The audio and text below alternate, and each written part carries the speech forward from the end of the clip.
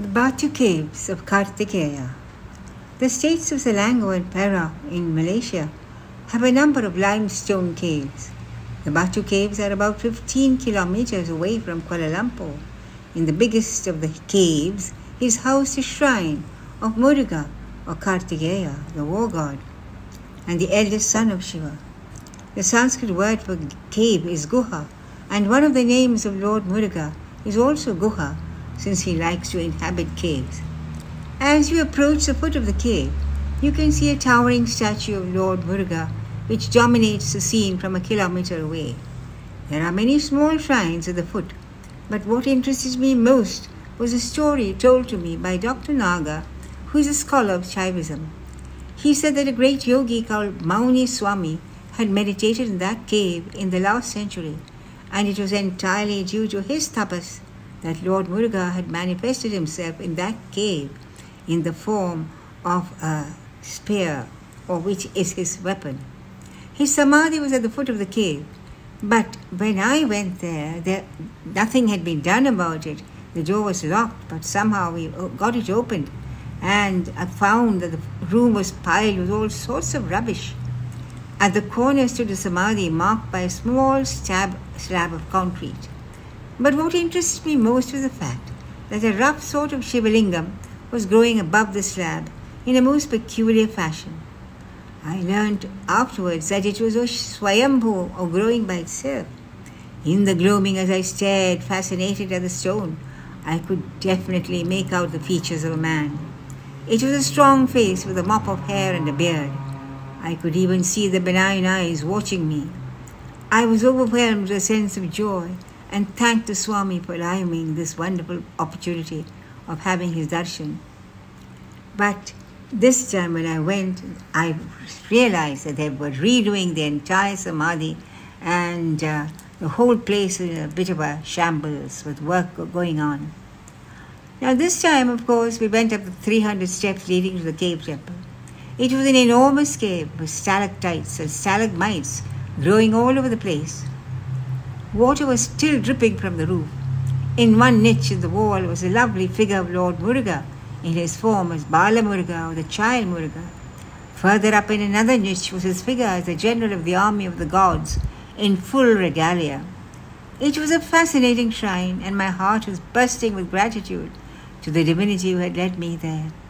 Now for the story of the cave.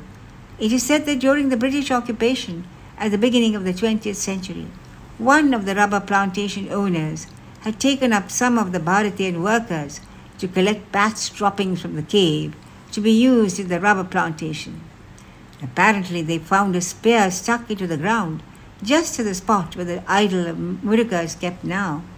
Of course, to the Bharatian, the spear is the insignia of Lord Muruga, and as soon as they saw it, they started worshipping it. All the workers would come and bring flowers and incense and worship the spear. The Englishman had no idea of what it all meant. All he knew that the Bharatians were a superstitious lot, and he had no time to waste with their nonsense. So he cracked his whip and told them to get on with their work and not waste half their day in worshipping this fetish.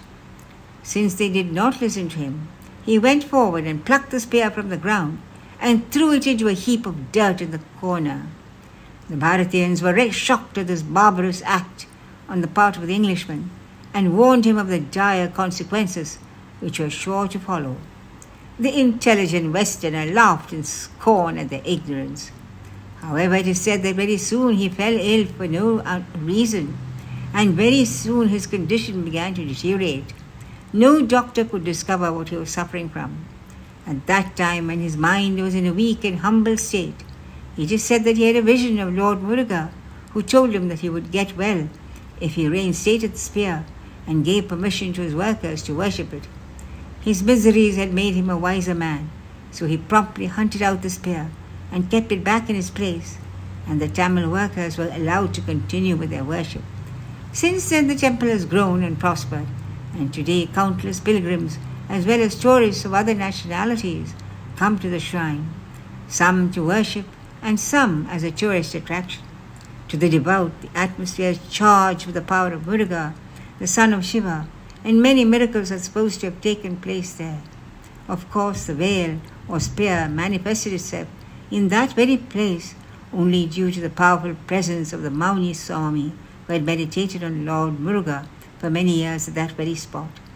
We had a wonderful darshan there. Every day it used to rain at 4 o'clock in the evening, and everyone warned me that not to go at 4 in the evening. But needless to say that there was not a drop of rain was there as we went up, and nobody was there, hardly anyone had come. We had a beautiful darshan and came down again, and we had just got into a small restaurant to have some tea when the whole heavens broke and the rain came tumbling down in torrents.